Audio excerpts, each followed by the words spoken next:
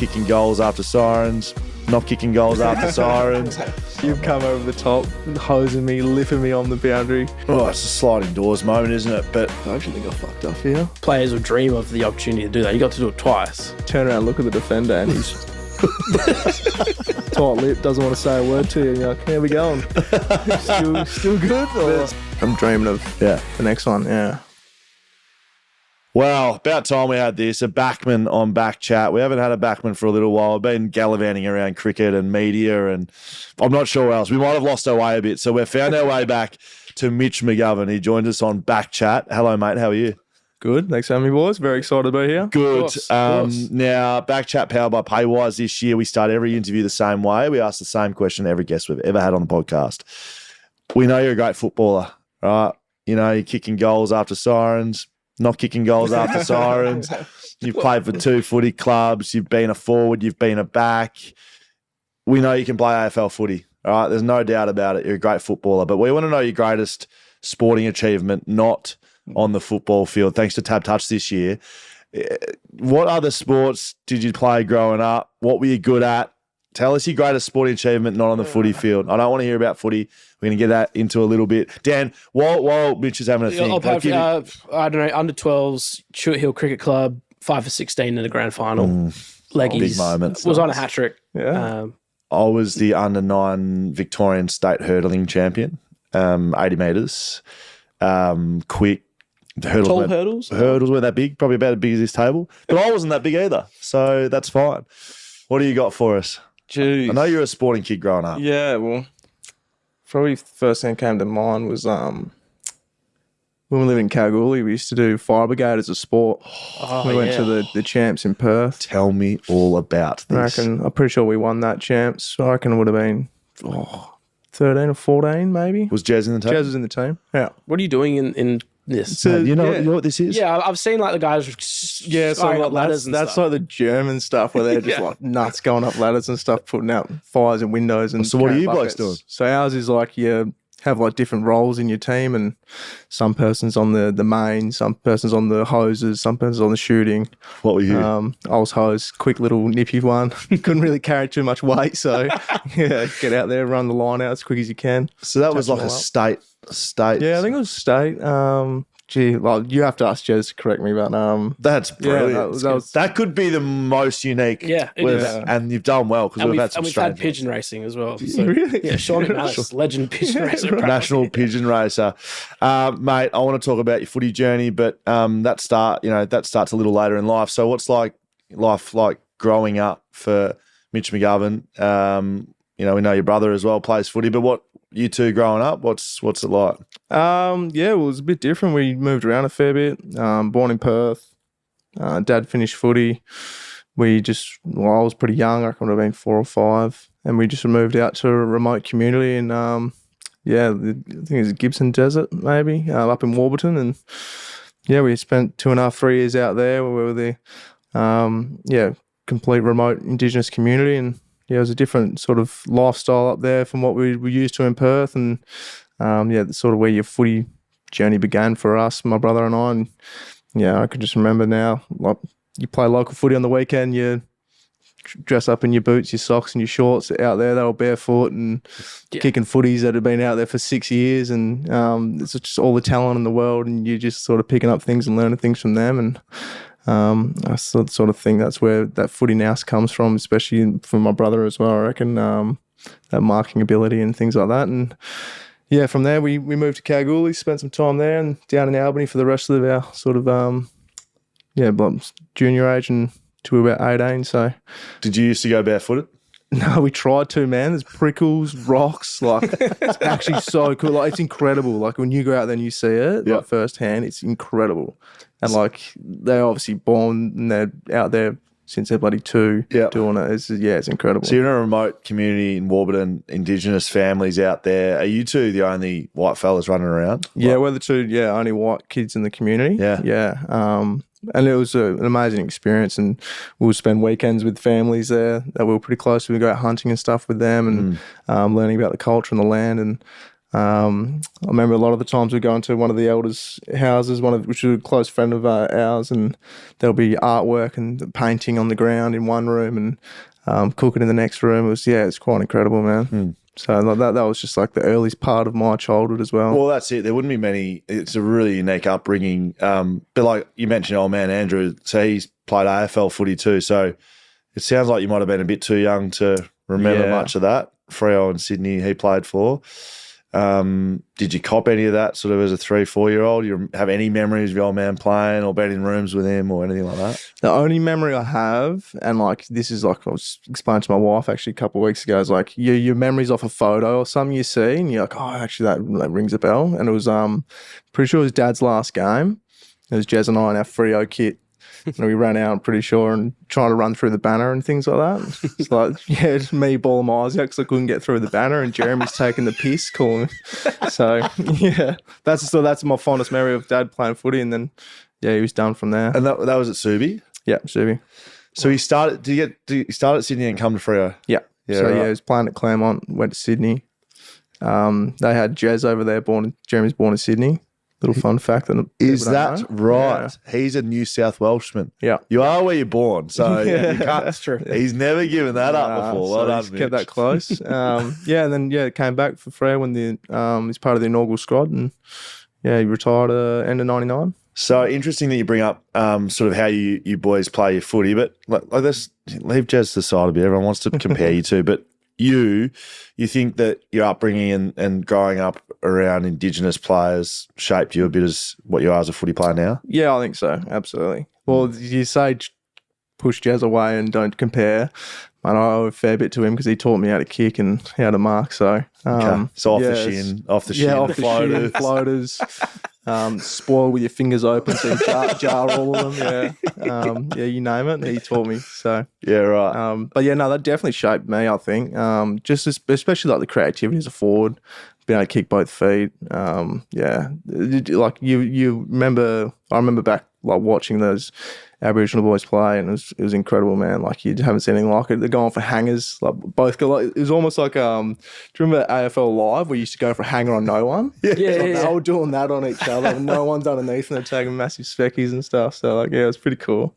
The someone on our social media questions, which we'll get to a little bit later, referred to you as the Prince of Albany.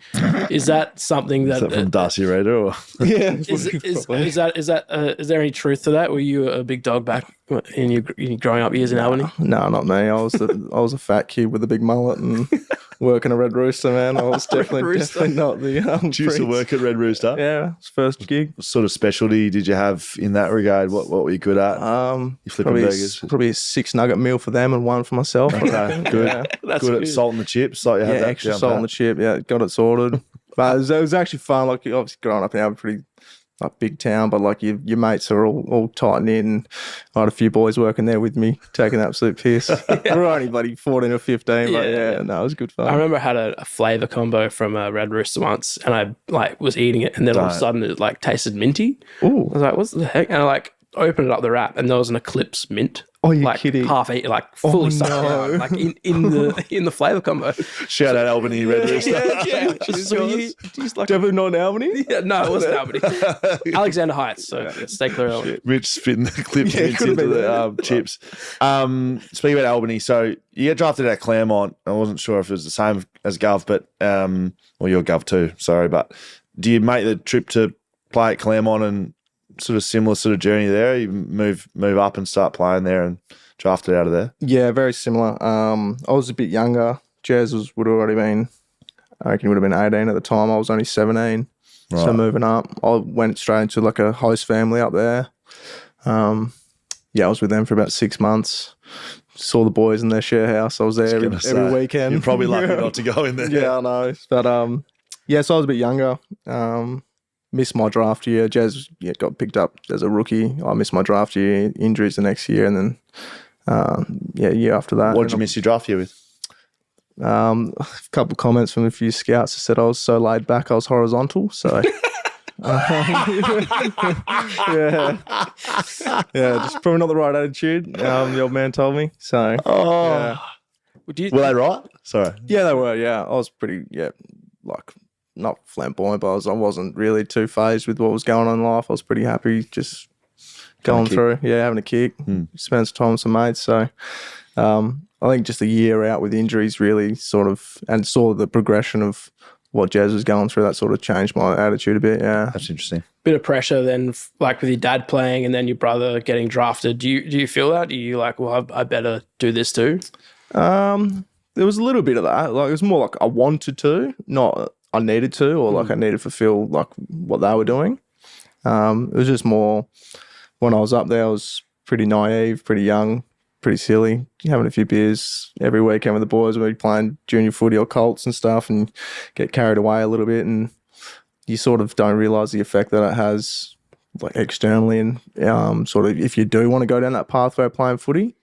And like I said, I was pretty naive, pretty immature. And then when, finally got not the opportunity, but having to miss footy for 12 months with a couple stress fractures, it just like really like brought it to the forefront. It's like, I don't really want to be doing this debt collecting job. I want to be playing footy. What's it like when you a debt collector, were you? Yeah, for a bit, yeah. Knocking on doors or proper phone calls, man, yeah. It was pretty gnarly. Do you have a commission on the ones? Nah, not for me. I was working for like a mining part company. Yeah, so it was like some serious stuff. It was pretty scary. Yeah. 18, 19-year-old kid who's just on the blower to someone. The X amount of money they're going at you. Fucking my livelihood. Shit, I'm just trying to get paid. I'm trying to get paid me 22 grand a year. I'm going to go to training after this as well. Start crying to them as well. So your number gets called for Adelaide. How do you feel when you get drafted? Again, I hate comparing shit to Jez, but like he was in me fucking behind me, and we had family and friends over. We're at Albany. We were in Perth then. So like mum and dad were over, aunties, uncles, all friends and families, a partner at the time. We sort of sitting there. I thought we'll go when we'll go. Didn't happen. Jeremy's looked at me, fucking leant over, whisper in the ear, "You're not getting drafted." He's a cockhead. He's like, "You idiot. All these people here." I was like, fuck, I'm not getting drafted. Kept going. I was like, oh no. I was like, fuck, I actually think I fucked up here. I don't think I'm getting picked up. And then, some odd thing, it didn't even get announced. Like a name just flashed up at the bottom. I cheered because I was like, fuck, thank God. Like, do you want to prove Jezza wrong? Where do you think you're going to go? Well, we actually thought like North Melbourne or West Coast earlier. Yeah. I think my thought was West Coast would take me where they took Lammy. Yep. So yeah. Tom Lamb. Yeah. Good man. Yeah. So yeah, when that went by, I was oh shit. And Jez thought the same thing. He's like, oh shit. Shouldn't have had this funny people around. But you're rolling into a pretty successful club. Like Adelaide, through that period that you were with them, there was success, wasn't there? Yeah, you could say success, but we didn't reach the end. But that's not. No, it's not the pinnacle of it. But like, we had a really mature team, guys that had played a lot of footy, and some great leaders. And we obviously had a fair bit of shit going on at the footy club and tough times and that. But to come in when I did, I was pretty fortunate to have the sort of players that I had around me. Because you came in as a forward. Were you a forward as a junior? Yeah, forward ruck. Yeah, and you did that at AFL level because you sort of burst on the scene a little bit. You were injured that first year, but then you played some really good footy for Adelaide. So what's it like playing at Adelaide Oval? What are those fans like? What's Adelaide fans like? They're actually really good. They love the club. They love the club and they love fast footy. Like that's the one thing I found. And like we were really good in 2017. You blokes just attacked. Yeah, and like we would score 100 plus every week. And like if we weren't scoring 100 plus, I think the fans are a bit pissed off. Or if we're sitting at 110 and we're like, all right, let's park the bus a little bit here. They'll start to get a little bit antsy. Like, what are we doing? Like, come on, move the ball. So they were a bit different like that. But no, they were really good. The Hills elite to watch footy from. Everyone asks me I still think Adelaide Oval, a twilight game at Adelaide Oval where you've got the sun setting, church in the background and the planes flying over the top. I don't think anything beats that. That's interesting. I actually agree with you. I reckon it's the best place to play, and I never played there at a home game. So yeah. Agree. You mentioned hard times. So you were at the footy club when Walshy passed away, Phil Walsh. Yeah. So he was coaching with us before he came to Adelaide, and became quite close with him. And what are your reflections on that period? That must have been tough for the playing group. And you're a young player at the time. Well, I reflect differently to a few people because that's sort of my first invitation to AFL footy was through Phil Walsh. So, I still remember him knocking on our door for interviews and congratulating me. He flew over to Perth to congratulate us and getting drafted. And, to have like sort of that intro into footy, and then would have been 7 or 8 months later, and then it happened. It was just like, it's pretty raw. Like, as a 20-year-old, I was like, pretty devastated, especially because my forward coach at the time, David Teague, as well, both had a really good relationship.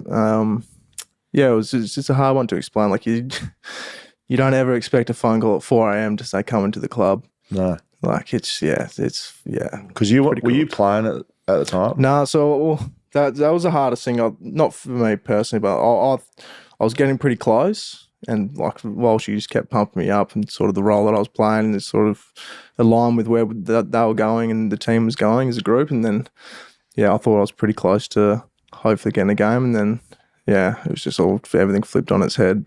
Yeah. Yeah, it's pretty crazy. Bloody oath. And then, we were actually pretty fortunate that Geelong split the points with us, gave us that bye. And then that next game was against you boys. Yeah. And I wasn't playing in that, and I thought I was pretty close, but so it sort of hurt even more.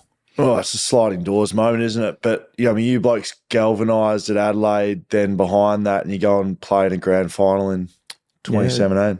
2 years later, I think. Yeah. So, do you think you're involved in all that? Like, do you think it played a part? Like absolutely. For the group? As a group, as a playing group in particular. Yeah.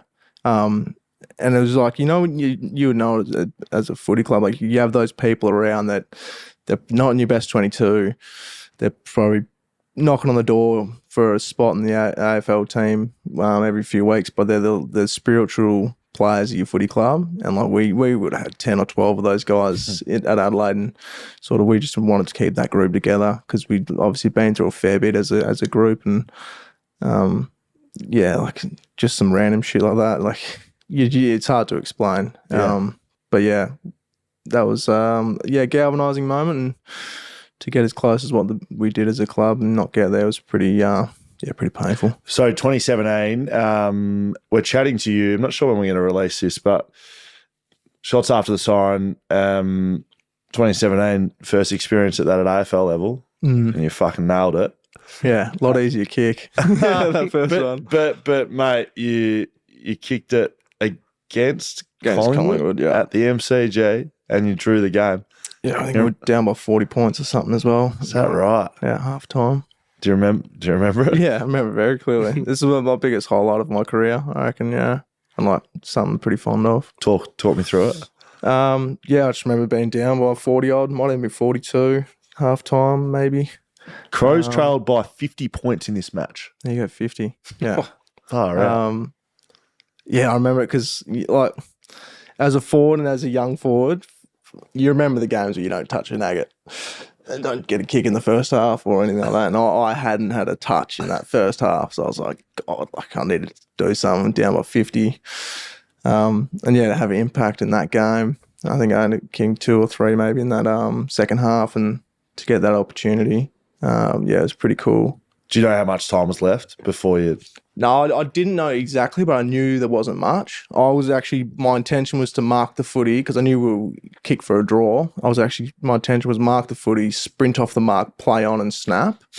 So I'm lucky that the siren went, and like when you just like if you watch the reaction of the replay, like I run, like mark the ball, hit the ground running, sprint, and the siren goes. I'm like, oh, thank God. Because I was about to wheel and play on, and that would have been even worse than missing the goal last week after the siren. So, well, what goes through your head when the siren goes, you're going to kick after the siren? What are you thinking? Well, when I'm at the top of the mark, I was trying to do the maths again. Fuck, can we win? The draw. Oh, fuck, all right, here we go. And then at the top of your mark, like, a little bit of nerves, but it's also just about your routine. Yes. And for me, all it is ball drop. Just make sure you focus on that ball drop, hands comfortable. Everything takes care of itself. Anyone say something to you when you were lining up? Any words of advice? Like Richie Douglas came over and said to it, like he just said, either way, mate, you're the man. Like that was pretty much it, and that's what sat with me a bit. Tex as well. So, and I can actually like make the same remarks as well about Cripper and Charlie Curnow a few weeks ago. So different outcome, but Yeah, that's all right. You win and lose some in footy. It's pretty crazy that you have two after the siren shots. Like players, like it's what you like as a kid. You do it so many times in the backyard. Players will dream of the opportunity to do that. You got to do it twice. Yeah, very fortunate. I'm hoping I get a third time to make up for it. Get a win. You had a loss, a draw, now exactly. Win. Yeah. How quickly did your brother contact you after your recent miss after the siren to tell you that he's still the only one to win a game after the siren? I was at dinner with him. Oh, yeah? And we weren't watching your game, and then his phone started blowing up, and he's gone, something's happened to Mitch. Thought you'd been injured. And my first reaction was, because I'd seen the scores earlier on, I said, I bet you he's had a shot after the siren.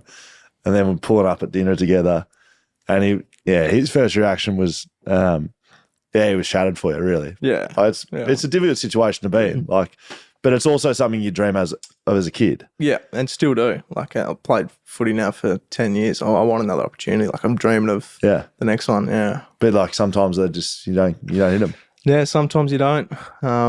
It was a weird situation. I got booed in the head by Schultzy trying to take that mark. Yes, and that rattled me a little bit. Yes. And then when I got to the top of my mark and I saw Mason Cox standing there, I was like, far out. Did you come back a few metres? Because he's I did, mate. Intimidating on the mark, man. Like thinking about it, I was like, it's going to be like a 45-metre kick. And then saw him, I was like, oh, Jesus, probably a 49, 50 now. Like in my head, I was like, what's worse, being dead line and missing short by 3 metres, or actually trying to put the slipper in and shanking the fuck out of it? Or getting smothered. You're smothered. That would be the worst. Actually would have been the worst, yeah. So it could have been worse. Could have been worse. Could have been a lot worse, yeah. Can you, like, so you've had like the highs of kicking it and drawing the game. I know how you'll feel about that, but missing the goal, I'm assuming it's a low moment. Like, can you move on quickly? Oh, I can move on pretty quick. Yep. Yeah. I don't know, like some players might dwell on it, but like a bit of a goldfish, sort of take that Ted Lasso mindset with footy. I got the opportunity. That's the thing that I sort of look back on, and credit to Scott Pendlebury as well. He came up to me after the game and he sort of said to me, mate, it's not about the result, mate. It's about the opportunity you got. You put yourself on the spot. You gave yourself that opportunity to do it. So he would know. Yeah, he would know. So he's played a fair bit of footy in his time. But like you always want to kick him, and you sort of like I'm fine myself personally how I feel. It's just more I feel like I let the boys down with that one. So yes, but I'm pretty quick to move on. Probably an hour or two. As soon as you see the kids back at home, they don't know you've had a shot after the siren, shanked it. So you move on. I'm just remembering it was Scott Penry's 400th. Yeah, I know. Mate, a huge milestone as well. Like we were actually talking about it. Crib and I were talking about it. Like, oh mate, it'd be good just to ruin the party. Like sort of thing. Top of the mark. Fuck. Coxie 400th. Cribber looked very confident. Yeah, mate. Yeah. He was almost like celebrating. Yeah, without being arrogant and stuff, I always tell the boys, like, if you need anyone, I'll put my hand up. So like, to kick it the way I did, I wasn't happy with myself. That's a McGovern trait by the sounds of it. I've heard that before. So back to 2017. So round 19, you kick a goal to draw and give you boys a chance. You play in the qualifying final, but you don't play in the grand final. Yeah. How do you reflect on that final series? Yeah, it was the hardest thing I've sort of been through besides the death of Phil Walsh, I reckon. Yep. Yeah, so like put all your eggs into one basket and that basket breaks. Yeah, it's pretty flattening. To miss the opportunity with prelim and then granny.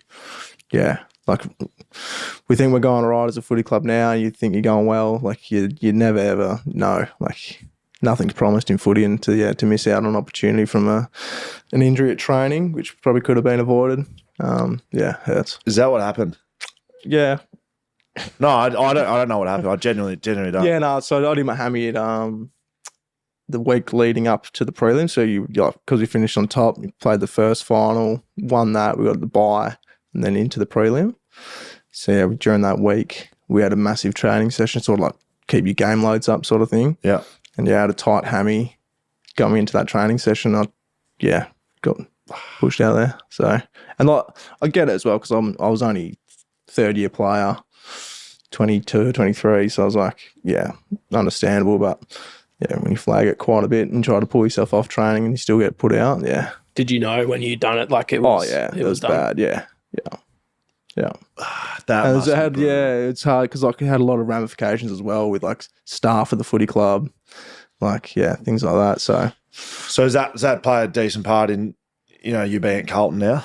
Yeah, it did. It is a brutal game. Like to keep it in sort of more generalities and going too specific on it. Like that's a brutal moment for a young player to be playing in finals, playing well in a team that looks like it's going to play in a grand final, and then the hammy goes. Like I was on the other end of it with Brad Shepherd, exactly the same, really, almost identical. And I get a chance, and someone else would have got a chance because you're out of the team, right? Absolutely, yeah. So it's a brutal game. Yeah, it is, and like I said before, like nothing's ever promised. Nothing. So like, you wish you like had a crystal ball, could change things and do it all differently, but the more you sit and dwell on it, the worse you feel about yourself, and it's not doing good for anyone. One of the memories or like the photos that often comes up with the 2017 grand final is like the stance before the game. That was the final series. It wasn't just a grand final. The series, yeah. What can you talk a little bit about that, like the sort of reasoning behind that, and I don't know how that was received by everyone in the club or by the team? Yeah, so that was the same thing. That was part of the headspace and the mental side of it.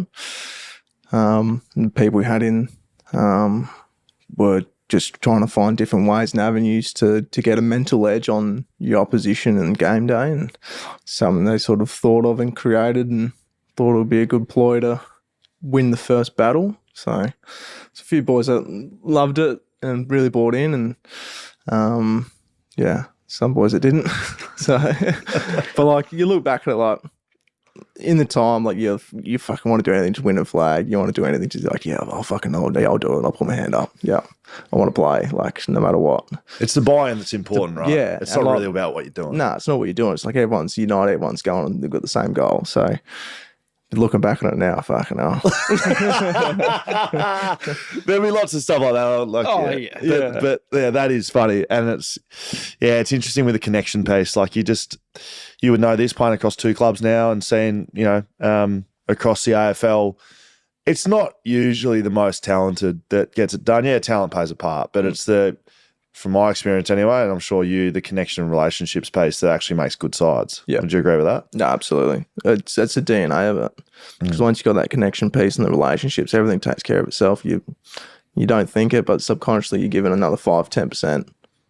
You got a friend, you got a mate that you want to do well for, and you want to do well for him and for yourself. You just find a way. What's the move like to Carlton? What's that period like for you? You had 2 years left on your contract when you moved from Adelaide to Carlton, so we're seeing more and more of that now these days, but you're probably in the range of some of the first to sort of be moving when all that sort of stuff's happening. What's your reflections on that? Yeah, it was a challenging time,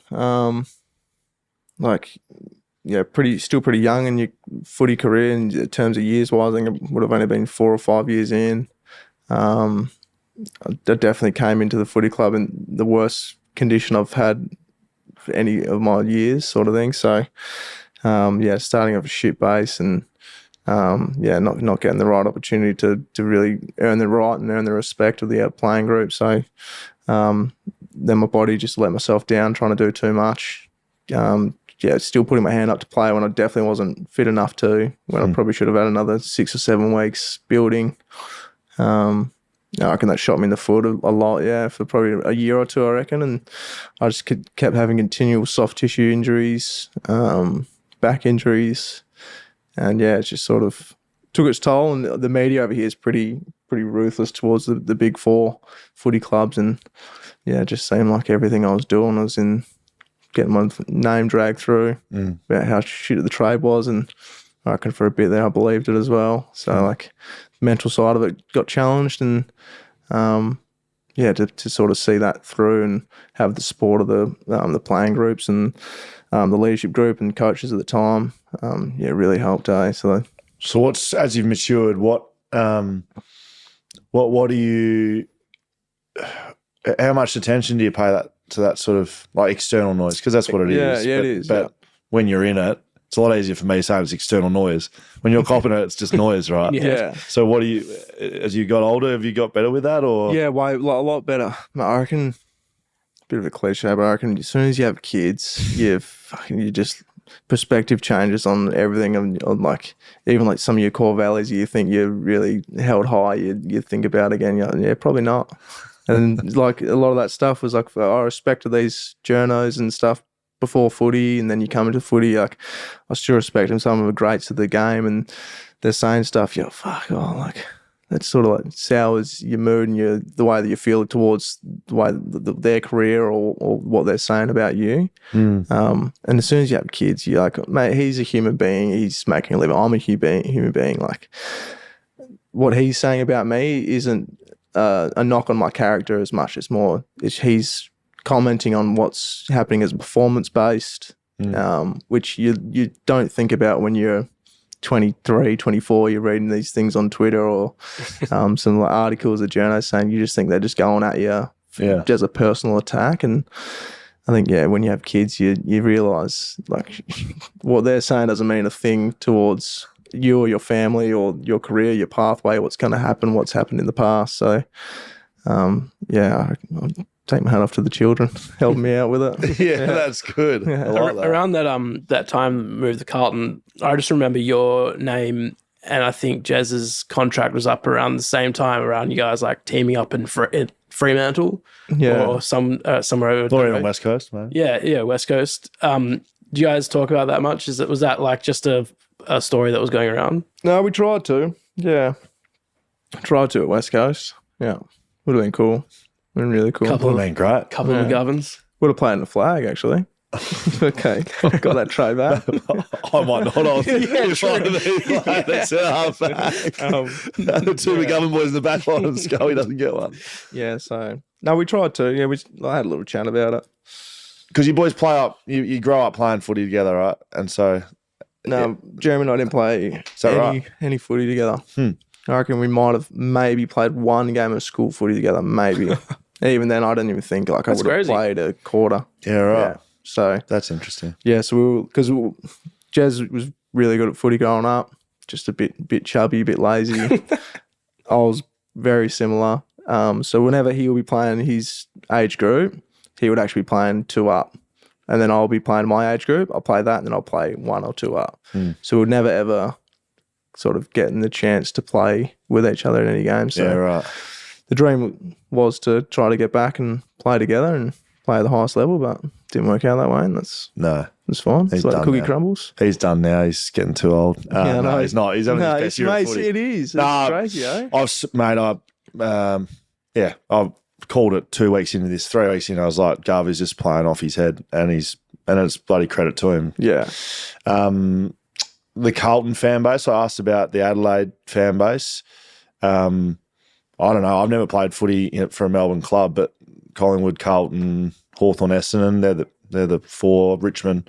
Yeah. That you just look at those fan bases, MCG, packed house. It must be, I know there's sort of been ups and downs, but like when they're behind you, it must be pretty incredible playing in front of them. Yeah. It's not like the final, it might have been the semi-final last year. Yeah. Melbourne? Yeah, Melbourne. Like that crowd. And like versus Melbourne as well, like a Victorian team. I still reckon it was 80-20 towards us, and like the noise that they created, and the noise they do create when they come in numbers, and even on the weekend we had 84,000 or something there. It's like around 22 or 23. It's like, it's crazy, man. Against Hawthorn. It's like, they're pretty special, and like they're desperate. They want success. They haven't had a good finals series besides last year, and a premiership for 20 odd years. So, they're crazy, man. Is that pressure? Like some people do. Yeah, group? Some people would say it's pressure. Again, I'm perspective in life with the kids, and like, no, it's not pressure. Pressure's getting up at bloody 1 a.m. without waking the missus up to settle your child and get back into bed, and that's pressure. That's bloody pressure. Exiting a room without hitting the wrong floorboard. Oh, man. Kid toy on the ground. Yeah. And then don't move for 30 seconds to see if your wife makes up. Yeah, so. That's bloody brilliant perspective, mate. So a lot of boys would say though, like you definitely would, especially like some of the guys that have been there for a long time. Yeah, I was looking back at, mate, I texted you, and I didn't think I had your number, but I did. So I texted Jez and I said, mate, what's Mitch's number? I want to chat to him in Melbourne. Send it straight back. I go to text Mitch Dan, and there's messages from, I might even pull it out. There's messages from, must have been while you're at Adelaide. Let me just pull this up. It's not like, there you go. Mitch, this is 3rd of July 2018. Mitch, Will Schofield here, mate. Good win from you lads on the weekend with an angry face emoji. So you're playing for Adelaide. Long story, but made a bet with Tex on the field for a 6-pack of beer for you to kick a goal. I said you wouldn't. You did. And I owe him a 6-pack. Keen to pay my debt. What do you reckon? Easiest way to send him a 6-pack of emus? That is, I looked back at that and was like, what is going on there? So I wanted to ask about. Did you send it? Yeah, I did. I got his address right here and I sent it to him. So I wanted to ask about Tex, like back at Adelaide, playing with Tex, because I always found him like a really difficult opponent to play with. And so I was wondering what he was like as a teammate. One of the best. Like, you the cliche in footy, you stand taller next to this guy. Like, that was truth with Tex. Like, you knew he's got your back no matter what, especially as a young player coming in. I still actually remember my first game at Subi against you boys, and I shirked one of the marks out on the wing. Just shadows. You've come over the top, hosing me, lifting me on the boundary. Mate, I was in nowhere, and all of a sudden Tex came over and steamrolled you, I reckon. And That sounds about. I was like, fuck, like this is like, yeah, like the kind of guy you want to play with at the forward line, especially as a young player. But sorry about that. No, you're all right. It was like, I'm not really sorry, but I'm sort of sorry. When you're in the heat of the game, like that's what you do. Especially as a backman, if you can get any opportunity, any leg up on that forward, mate, you do it. Because I would have been worried about you, athletic, tall, jumps, runs. I like need to start mentally abusing this kid. But no, he was awesome, man. Awesome for me, and he's really good at building players with confidence. Like, no matter how you're going in your career or form slump you're in, like, he's amazing at building confidence in what you do. And yeah, he's a pretty special footy player himself. Yeah, bloody oath. And have you played on him much since? No, I haven't played on him. I haven't matched on him much. To be honest, I reckon I've only versed Adelaide 3 or 4 times since I've been in Carlton. Yeah, Kean. I was about to say, it's actually funny. Like, Jez and I haven't played against each other since I've been in Carlton. Really? Not once. Been there 6 years. 6 years. Wow. And this could be it. Oh, this Sunday. Yeah, absolutely right. Yeah. So you better both be playing. Yeah, I know. What? Yeah, I know. So you've never played? Yeah, okay, great. This is a good storyline. So there's not a chance of you matching up on each other unless they're planning on playing him forward or you forward. And yeah, well, we won't release this before the game. So if you want to give us a little sneaky exclusive. There could be, like, because we've had a few boys go down, so there might be. True. Like, yeah, we'll see what happens. So this will be released after the fact. So tell us how it's going to go at Optus Stadium this weekend. This won't go anywhere before. I promise. Or if you don't want to talk about the game, tell me about McGovern v. McGovern. Yeah, how would you play on him? He's got to play on me. Yeah, true. How will he play on you then? Probably run up the wing by himself and leave me in the middle of the ground, what he normally does, like plays on everyone else. Any verbals, or will you be pretty quiet between the two of you? Probably just go with my dad shagged your mum. That's probably the best one I can give. That's very good. Who will get the better of each other? Jeremy will be rattled after that, I reckon. No, I can all get him. That's very good. It'll be good either way. Like, we haven't played too many games against each other, like, through the whole time. Yeah. Because, I reckon I had 3 games at Adelaide against them. And then I was down back, pretty much on the opposite end of the ground, yeah. That must be surreal, though. Like, it's growing up together and then you're out in the AFL field cool. together. It's like, it's a weird one as well. Like, you're like, fuck your brothers. You're like, fuck, I could smack him. I don't really want to get a fine, eh? It's like $5,000's a lot of money. You're like, shit. Save it for later. I remember playing in a game where 3 of the Selwoods played. So we had Scott and Adam and Joel. And Joel and Adam smacked. Yeah, that was on the boundary, eh? Like, yeah, it was Joel and Adam. Like, they shit in front of each other, knocked each other out. Yeah. Like, lose. Yeah, that's right. I feel like that's more of a Selwood thing than a McGowan thing. Yeah, I think so as well. But like, ours is more in a marking contest. You have a little peripheral, like, fuck, is he here? Where is he? Trying to get a jump off, yeah. I like that. Because Mum and Dad have a really cool photo when it's my first year in Adelaide where Jez and I are both up for a marking contest. So I claim I marked it. Yeah, I was going to say. Sported out of your hands. So we talk about Tex as a forward. Someone, again, who I always used to have even as a young kid playing on, well, both of your guys actually, Kerno and Mackay. What do they like to train on now that you're a fully fledged backman? Yeah. I always used to look at Josh Kennedy, and he made me such a better player having to train on him all pre-season. Those two blokes probably not too many tougher ass on a training field, I wouldn't have thought. Yeah, no, they're like you said, like high quality forwards and sort of elite at the craft and what they do, and to play on them every pre-season, it gives you headaches, man. You're like, it's no good. Nah, it's when you know you've got 35 minutes of match sim and you know you're matched up against them, you're like, fuck. And there's two of them. It's not yeah, it's exactly take a right. break on one. Yeah, like I'm pretty fortunate. I've got one of the best key defenders that we've had in our generation for Jake and Wiedering next to me. But good point. Yeah, they're completely different players, man. Like correct. Charlie's more power and strength in a contest and very, very good at ground level.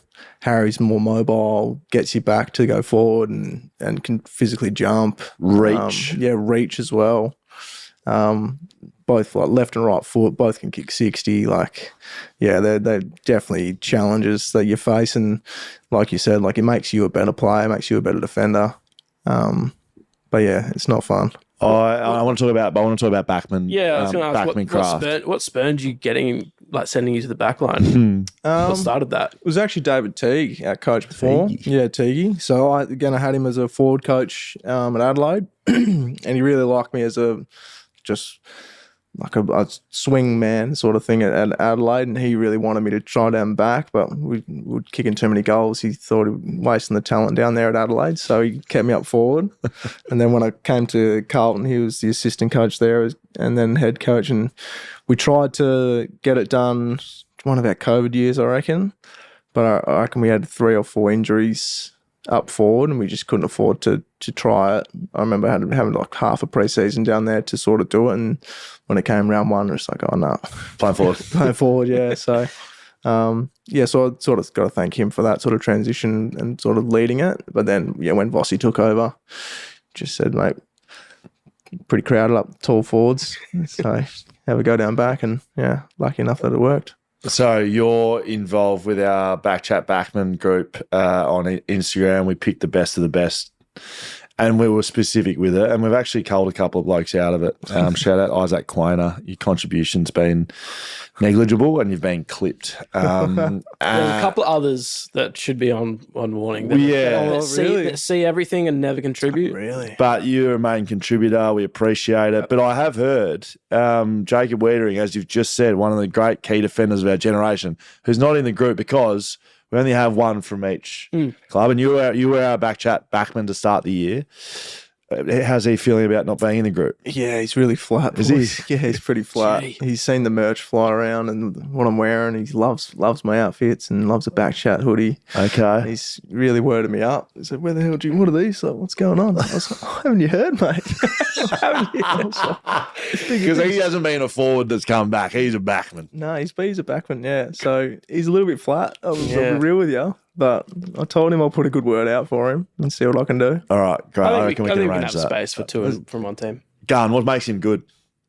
Just reliability, man. Like, I was actually on the weekend. It's the first time I've seen Weeders beating a 1-on-1, or like since I've been down back. Like, I mean, that's incredible. Yeah, like shit, you know, like he finds a way just to scrap and strag, bring the ball to ground, follow up, and he's just a fucking huge like mountain of a bloke. Yes. So we actually call him the forklift. Boys call him the forklift of the club. Like, you know, the fork's got the biggest forks at the front. That's where he locks you, mate. And once you're in, you fucking can't get out of the forklift. So if you're a forward working in that phone box, mate, you're fucking stuck. See you later. See you later, mate. Yeah. So, and like, he's incredible what he does. And I'm actually a big advocate for Weeders being in the All-Australian team. He's missed out a few, I reckon, probably 3 years now. Right. And I reckon that I've said it to him a million times, but I reckon if he had a bigger media personality and was sort of more outgoing out there, I reckon he would have 3. Hey, send him here, mate. Send him this way. We'll pump him up. Here. Absolutely. Is it are you allowed to talk about the scam with him? we don't bring it up. We don't bring it up. We bring it up. But we can bring it up here. No, we talk about our podcast. I'm sure it was a troubling time for him, but it's pretty fucking funny. or is it not funny? Oh, it's obviously not funny for him. I find it funny. I found it pretty funny as well. when it came out, like, fuck, I was like, oh, fuck, like, shit. Like, he's got done. And, like, in the back of your mind, you're like, how the fuck do you get done? And you just laugh. And, like, he's really good with it now. Like, he laughs now about it. But, like, during that time, like... Brutal. Yeah, pretty brutal. So, I'm pretty sure we just came out of COVID. Like, your salary was cut a bit. Like, yeah, you wouldn't wish that on anyone, let alone a great mate and a teammate. Even if you're working at Red Rooster, mate. Take it. So he's come out of COVID and made a donation to a prince. Prince over in wherever. It's just like, I want to know like, we actually don't know the details, and I would love to know. It couldn't have been one of those Prince scams, surely. Nah, couldn't have. Like, it couldn't have. No, Weeders is a smart man. He would have found his way to make his money back, I reckon. I'm keen to know if you boys see and enjoy Dan Gorringe's work. I certainly do. I think he's one of he's found a way to, I think, get the best of both worlds. He's leaning into new age media, which is socials and podcasts and that sort of stuff. But I'm a big Carlton man. You boys must be good for you boys, surely. I don't know. Yeah, like, boys find it like funny as hell. Yes. Like, yeah, some of the piss takes he does. Like, yeah, we fucking lost on the weekend, but his video that he put up after us losing, fuck me. Yeah. Like in the shower. Yeah.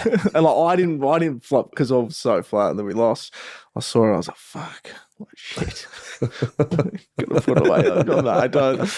So, like, yeah, what he's doing is like you said, like, it's new age, it's pretty smart. And I think he's nailing it at the forefront. But he's good friends with Sam Doherty at the footy club as well, so we see a fair bit of him as well. So we get to see the best of both worlds with Dan, both like the human side of him and then that sort of platform side. Yeah. We're having this chat 2 rounds out from the end of this season. Finals is now up in the air for you blokes. So, again, this is going to be after the fact, but what's the mindset like in there? It was a tough loss on the weekend. So, you boys, like you said, you probably got to act like goldfishers a bit and get on with it, don't you? Yeah, absolutely. Yeah, review it hard. We reviewed today and honest feedback and conversations, and then look towards the next opportunity, and that's this weekend against West Coast. And yeah, we can't shy away from what the opportunity is, and that's to play finals. So we need to bring our best foot for us. It might be a different looking team, we don't know. Might get some new young boys in, might be some fresh faces, but yeah, it's just another opportunity for us to go out there and deliver. Good, mate. I reckon we should give him a couple of socials if we've got some. Yeah, Daniel. There's some good ones here. Okay, great. So no social media here. It's social media. This is where the fans get to ask you the questions. It's enough from Dan and I.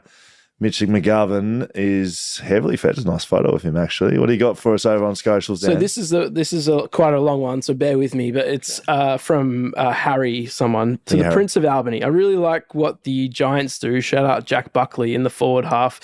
To persistently try and switch defenders, and if that fails, they at minimum create some separation between Jesse and the number 1 key back. The camera will then cross to the other side of the field, and the oppo are totally settled with the matchup they have. Question is it annoying for you when they have to foil, when you have foil forwards doing everything they can, being a pain in the ass for switch matchups? And if so, why don't more teams adopt this? Do you understand that question? Yeah, I got a little bit of it. Okay. It was, probably needed some subtitles so I can It's a lot there. get through that. But I think what he's trying to say is, like, we had it on the weekend. I reckon I was matched up directly to start with on Gunston, and Gunston would just go to Weeders. And Weeders is matched up on Chol. So yes. Yeah. So you just got to deal with that headache. Yeah. How does that go with matchups with you blokes? Like, are you going in hoping for a matchup, or are you playing positions? Normally we try to play positions on the ground, but that gets taken away from you sometimes, and you're just going to manage it on the fly. Teams that do it well, a lot of moving parts, like you just said. So it's just being adaptable in game. Are you a big talker out there? To my teammates, yeah. Yeah. Not on the lip. Not on the lip, no. No. Why not? Mate, I've played as a forward before. Fucking when someone gives me something on the back and I hang on to that and it gets me going, and you have a good purple patch, fuck, there's nothing worse, man.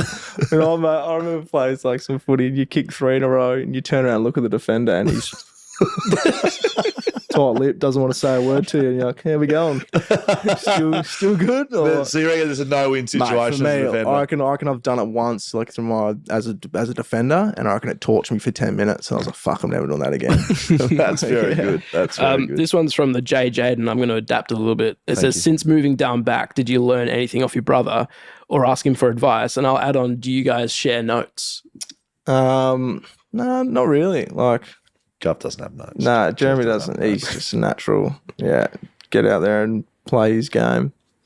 Do you talk footy much? Try not to. Yeah, we try not to. Like, it's just the brief stuff. Like, how's your body? Like, boys going all right? Yeah. Shit way to play, sort of thing. Yeah. But yeah, it's more generic stuff. But like, I watch him and take some stuff out of his game. But it's more, you play your game, he plays his. We're different body types, different physiques. Like, if I tried to play like him, I probably would have got delisted 4 years ago, I reckon. You would both have more to teach each other in the father stakes. You both got, you got another one on the way. You got three. Yeah, 3 and soon 3. to be. Yeah. And he's done the same. Done the same, yeah. Both just want to calm the farm in terms of just pumping out kids, please. Yeah. Making the rest of us look bad. We need to, mate. It's very good. We talk about stress. There's a lot of stress and pressure in the household of the McGoverns, mate. I can tell you that much. Any more for Fair, Mitchell? just a lot of talking about Jez's rig on here. So comparing your rigs. So I don't know if we need to discuss your body types, but there you go. That's a lot. Give us. We put something out in our backman group and got us to share strengths and weaknesses and nicknames and things you like and things coaches like. What did you say about? You said you could sniff a pie out from a long way away, didn't you? Yeah. I said I could sniff a pie out in the middle of the G. And I reckon a few people would have thought I was doing that on the weekend, to be honest, against Hawks. But yeah, that and get some slippery hands from eating popcorn before the game. With context, it's about we're having a laugh. Everyone just tune in. Last one from the Eggman. From the Eggman, how does he like his eggs? Variation. Yeah. You're not sold on Not scrambled? not sold on scrambled. So it's how you feel? Yeah. Just really? Yeah. Think about it. Like, what makes you order scrambled and poached, and what? Well, like, I'll go with chili scrambled, but then if I order eggs on toast, I'm not getting them scrambled. Yeah. It is interesting. And it depends on what my sides are as well. What sort of size? If I'm with Jezza, I'm probably getting mushrooms and avo and shit. And if I'm with my wife, I'm with hashies and maybe bacon. Brilliant. Mate, it's been great having a chat to you. It's great being watching your career from afar. Brilliant story, really, mate. And thanks for joining us on BackChat. Thanks for having me, lads. Make sure you pass on our condolences to Weeders for not being in the group, and we will maybe get some merch to him. You can find some merch if you do want some for yourself. Backchatstudios.com.au. Big thanks to our sponsors, Paywise, ID Athletic, Whippersnapper Whisky, Mamba Digital, TABtouch, Shelter Brewing Co., as well as Camera Electronic and the Leadable Precinct. That's right, Mitch. We could fill up an entire jacket with all of our sponsors. Mate, been brilliant chatting to you. Thanks for joining us. Cheers, boys.